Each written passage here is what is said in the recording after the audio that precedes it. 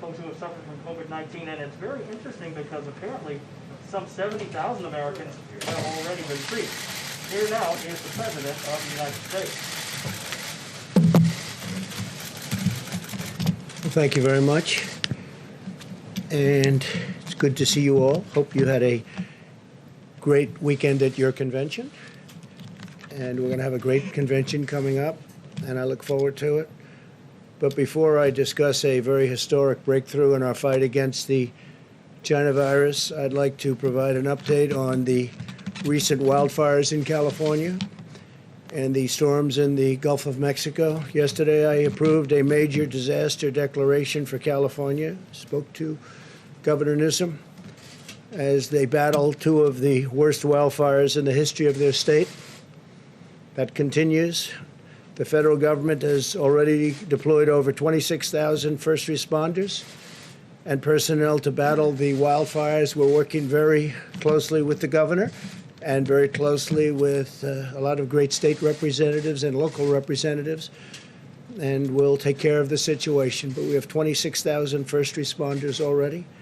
Our hearts go out to the thousands of families who have lost their homes as we grieve for the families of 2 first responders and 5 residents who have tragically lost their lives. It's been a very horrific fire, one of the biggest we've ever seen.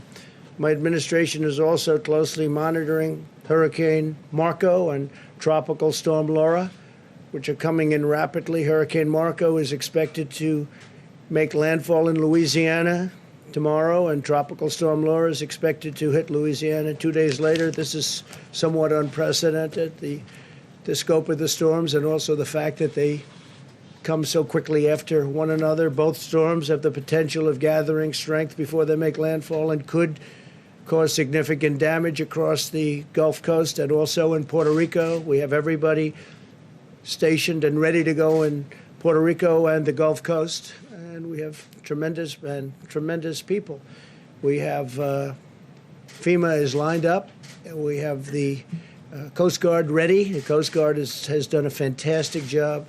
They do such good work, and we want to thank our great Coast Guard. I'm asking all Americans in the storm's path to follow the instructions of your state and local governments very closely. And I've approved emergency declarations for Puerto Rico and for Louisiana.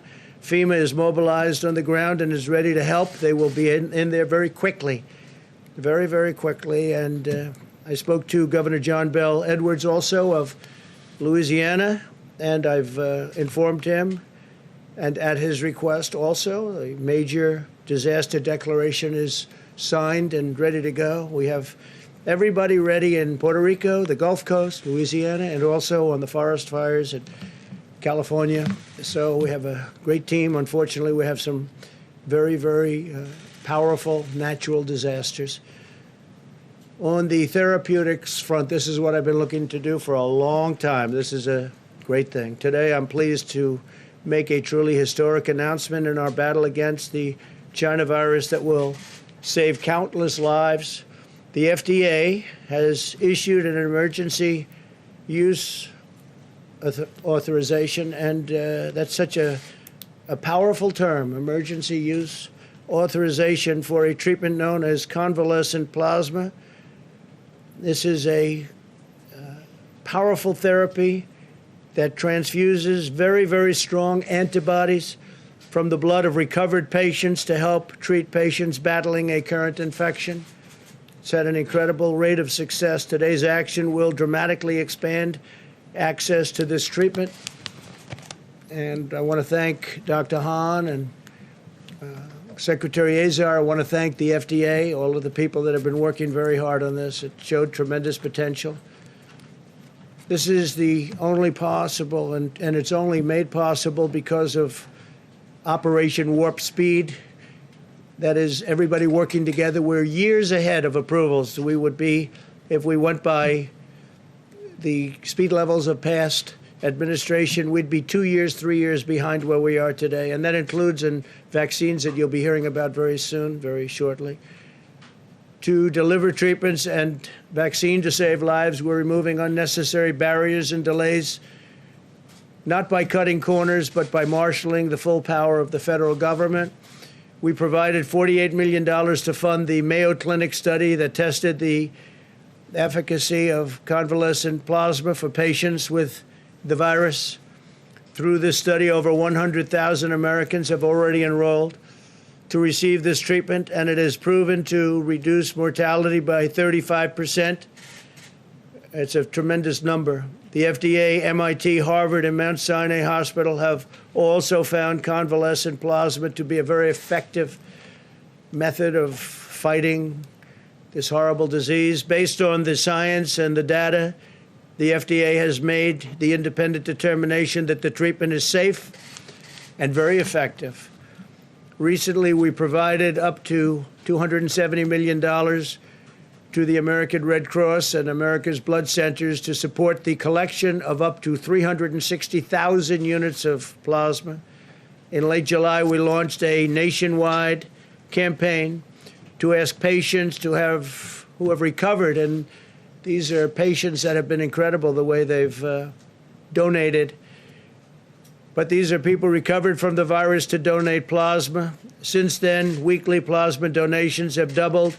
And today I once again urge all Americans who have recovered from the virus to go to coronavirus.gov and sign up and donate plasma today, please. It's been really an incredible people. The country has united so strongly behind this, and I'll go over the numbers, but if you look at what's happened and the success that we've had that people don't talk about, the United States has experienced the lowest case fatality rate of any major country in the world. You don't hear that. The European Union's case fatality rate is estimated to be 3 times higher than that in the United States. Europe has seen 33% more fatalities compared to a typical non-pandemic year than the United States. And I just want to ask two of our people that have done such a fantastic job, Alex Azar and Stephen Hahn, to say a few words. And Stephen, I want to thank you because the FDA really stepped up, and especially over the last few days in getting this done. The results have been incredible, and I think you'll see the results even go up very substantially. So we appreciate it, and maybe I'll ask Alex to go first, and then Stephen. Thank you very much, Alex. Well, thank you very much, Mr. President. Thanks for the bold leadership that allowed us to deliver this very happy news today. Thanks to your all-of-America approach, America has done more than any other country to expand the arsenal that we have to battle COVID-19. And thanks to early efforts by your administration, Americans have broader access to these treatments, including convalescent plasma, than patients anywhere else in the world. In early April, early in our fight against COVID-19, the FDA, BARDA, the Mayo Clinic, and other partners sprang into action to set up an expanded access protocol for this promising treatment. President Trump is the right-to-try president, and he's fought hard to ensure that Americans can have access to promising COVID-19 treatments. Convalescent plasma has been a tried-and-true therapeutic method in prior outbreaks, but the president wanted to ensure that we develop the data to support its use, and this FDA authorization is one result of that effort.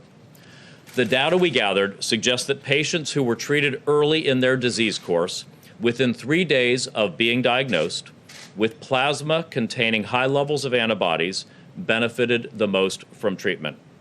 We saw about a 35% better survival in the patients who benefited most from the treatment, which were patients under 80 who were not on artificial respiration. I just want to emphasize this point because I don't want you to gloss over this number. We dream in drug development of something like a 35% mortality reduction. This is a major advance in the treatment of patients. This is a major advance. Convalescent plasma is one new tool that we've added to our arsenal against COVID-19, alongside remdesivir, steroids, and a number of other promising options currently being studied. Because of the President's Operation Warp Speed, we expect to have other new results and new options reaching patients as soon as this fall. Operation Warp Speed is supporting experimental therapeutics all the way through to manufacturing so that if they meet FDA's gold standard for safety and efficacy, they can begin reaching patients without a day wasted. Americans who have tested positive for and recovered from COVID-19 can go to coronavirus.gov to find out a quick, convenient way to play a potentially life-saving role in our fight.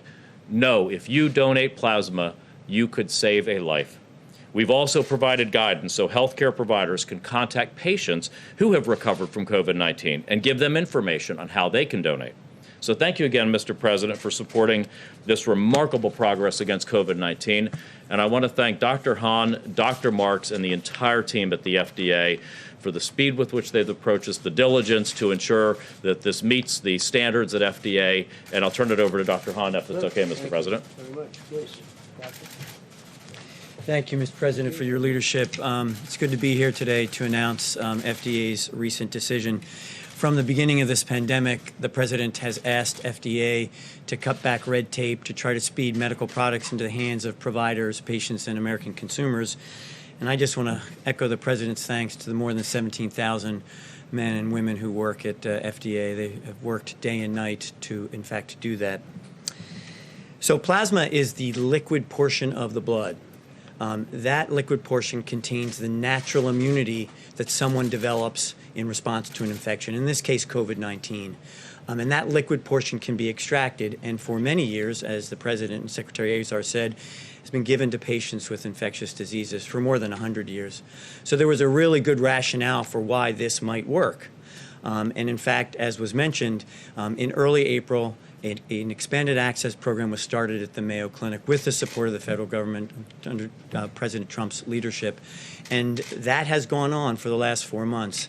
More than 90,000, close to 100,000 Americans have enrolled in this program, and over 70,000 have received treatment. This is one of the largest expanded access programs in the history of FDA, so a very successful approach to evaluating how convalescent plasma would work.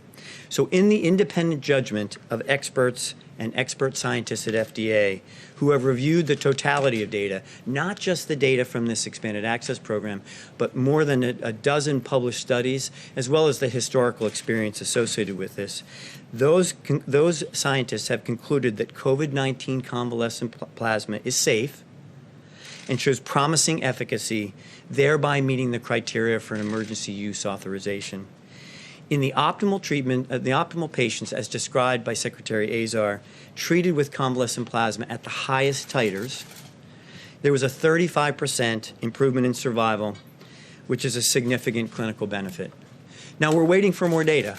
We're going to continue to gather data, but this clearly meets the criteria that we've established for emergency use authorization, and we're very pleased with these results. So let me just put this in perspective. Many of you know I was a cancer doctor before I became FDA commissioner, and a 35% improvement in survival is a pretty substantial clinical benefit.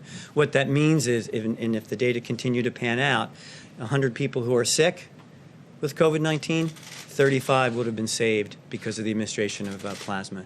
We've seen a great deal of demand for this from doctors around the country, and what this EUA emergency use authorization today does, it allows us to continue that and meet the demand. And again, I want to echo the President's and the Secretary's ask of the American people: if you've recovered from COVID-19, please donate. It could save a life.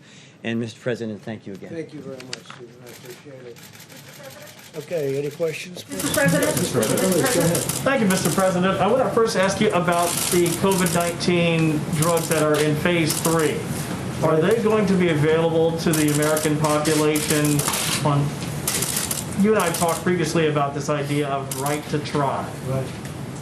Can we assure the American people that if it's being studied and it's in phase 3, you have that right? You know, it's a great question, and I'm not sure a lot of people have been thinking about right to try. We're all waiting for the final answer. And maybe I could ask Stephen, but I would say that right to try is exactly if somebody is virtually terminal, in other words, they're not going to make it, and if we have these incredible therapies and drugs that are happening, Alex, I think it's a very interesting question. I congratulate you for that question, because I think we're all waiting for that exact final endpoint. What about that, Stephen? We have all of these seemingly great answers that are ready to come out, but because of the process it takes, can we use some of this early under right to try, please? So it's a really good question. And of course, it all depends on the clinical circumstances and what a doctor and a patient together decide with respect to the administration of any agent. But if you think about what happened with convalescent plasma and the expanded access program, this is exactly what happened. This program. So we have ongoing clinical trials that are randomized between placebo or an inactive substance and the convalescent plasma. While that was going on, we knew that there was great demand from patients and doctors. The expanded access program is a way of actually doing that and fits perfectly with what the president just said about allowing people to be able to use something that we have now determined to be very safe. I think it's something we have to really consider very strongly. Yes, sir. I think it's fantastic. You should get credit for that. Thank you, Mr. President. Thank you, that's very good. Mr. But please go back. OAN? Thank you, Mr. President. Convalescent plasma as a treatment has been around for nearly 100 years. You mentioned Operation Warp Speed, which enabled this process to move along a lot faster. What went into the effort for this to be approved for COVID-19, and was that holdup political in nature? Well, I think that there might have been a holdup, but we broke the logjam over the last week, to be honest. I think that there are people in the FDA and actually in your larger department that can see things being held up and wouldn't mind so much. It's my opinion, a very strong opinion, and that's for political reasons. This has nothing to do with politics. This has to do with life and death. So we are being very strong and we are being very forthright, and we have got some incredible answers, and we're not going to let them be held up because every day is lives, and we're not going to let that happen. Okay? Very good. Thank you. Please go ahead. Mr. President, in announcing this today, you said that the FDA has made the independent determination that the treatment is safe and very effective. Yet Dr. Hahn just said it was showing promising efficacy. So which of the two is correct? Well, I think I'll let Dr. Hahn answer that question. So under our legal authority for emergency use authorization, this is not the same as an approval, but it's an authorization and allows us to expand the access to this. And our data, we know we're going to continue to collect data. We knew that for all of our emergency use authorizations. So, for example, remdesivir, which was approved or authorized on May 1st, we're still collecting data, and we will continue to do that with plasma as well. So it's the nuances of the language around the authorization that we use and the legal aspects to it. It's a promising treatment. It's not, you couldn't say it's very effective just yet. So I would say that if you're one of those 35 out of 100 people who these data suggest or show survive as a result of it, this is pretty significant for that person and their family. Okay. This is a very big day. It's a day we've been looking forward to. Thank you very much. Great question. Was there pressure on you, Dr. Hahn, to authorize this? Dr. Hahn, could you answer that question? Was there pressure on you, Dr. Hahn, to authorize this? You didn't answer the question. Now you answered the question.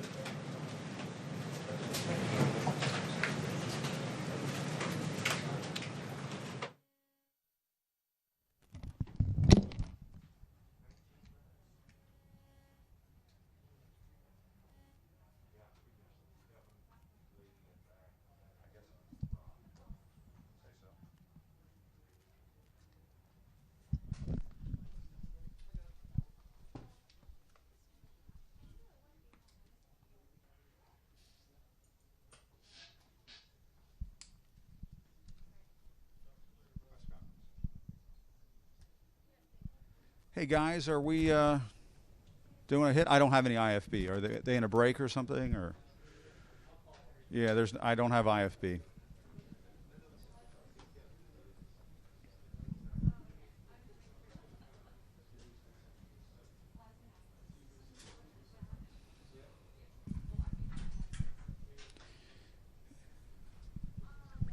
I hear you now.